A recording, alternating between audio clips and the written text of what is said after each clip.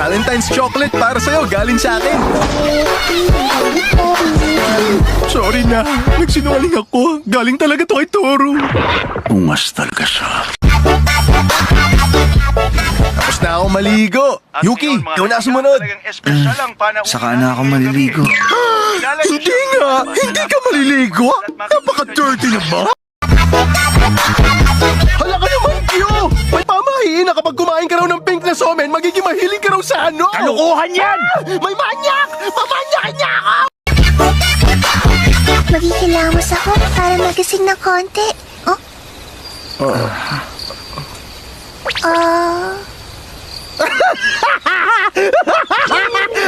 Makatawa ka naman.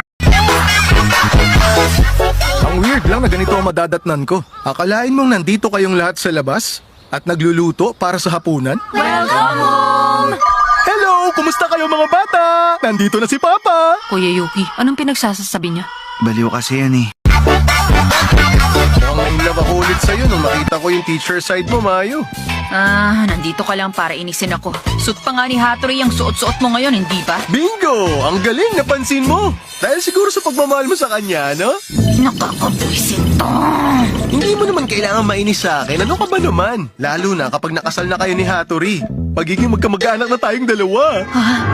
Ay, naku, buti na lang talaga. Walang nangyari sa atin. Nagpaiwan ka ba rito para lang sabihin sa akin yan?